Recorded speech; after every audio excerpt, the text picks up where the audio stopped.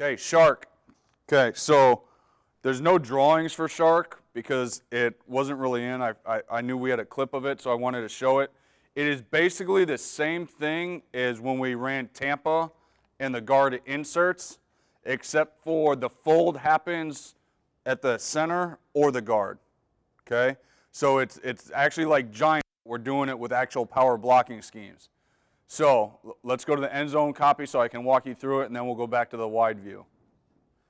Okay, so we're running a gap scheme to the left. So base, he's got somebody down from him, so he's going to down block. He's going to pull for the play side backer. He's going to base, and he's going to base. If we were going to this side, base, he'd base that guy because he's in the gap down from him, and he would pull for the play side backer. So the fold actually happens at the shade. So it's either the play side guard blocking down and the center pulling, or the center blocking back and the guard pulling. It's very similar to what Coach was asking about with checking it to the one tech. This one you're actually checking it so the proper guy can pull with the right guy blocking back, so you have great angles and you're not trying to get a center all the way back to a three tech. So this is, and what we did is this is actually exactly how we block giants, which is our pin pull scheme, except for on this, they're not running stretch on the front side, they're running power. So they're going to base everything and base it out because they know when we get into certain alignments that we're going to get our pin pull stretch scheme going. So we wanted to give them a different look because we had pin pulled them to death the 2 years prior to this, that it was just a little change and just gave us a little edge of actually getting a downhill run in the game plan. And I think I only have like 1 or 2 clips because I think we only ran it 3 times. So as you see, quarterback's not even looking at him because they identified that guy as being a box defender. Even though he's a safety, they accounted for him, and this is an unblocked defender. And that's why I don't yell at him, because he does stuff like that. So if you want to run the fold scheme, I think shark's a better idea.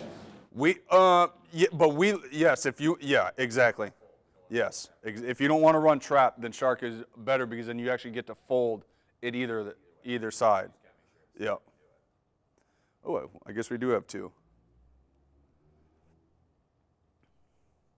Okay, out of 2 back, all we did is, because the only thing that we had been running out of this all year was like stretch, so we wanted to give the stretch look, and the extra back is actually just going to go outside so we can try to pull one of the backers with us. And then just get downhill.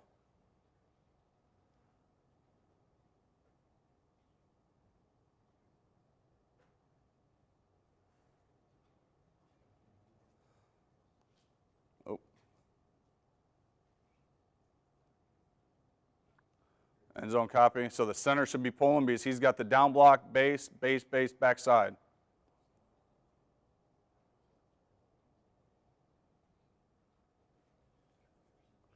And that's basically all the reps of shark for the entire year. So you guys got to watch all the cut-ups with me for the year. Okay, draw, Detroit. Read the 6th defender or run quarterback Detroit. Okay? Okay, so if we're running it to the left, it basically turns into just like giants and shark, you're going to fold it to shade. So either the guard and center do it or the center and backside guard do it, and then you block towards the play side linebacker. So shark and Detroit are the same exact play, except for one now you're going to pass set to do it, and one you're actually going to base drive block to do it. So it's 2 plays that you can get in one, just with at least a looks-wise for the kids. They know the same guys that they're blocking. They just have 2 different little techniques that they have to work on to do it.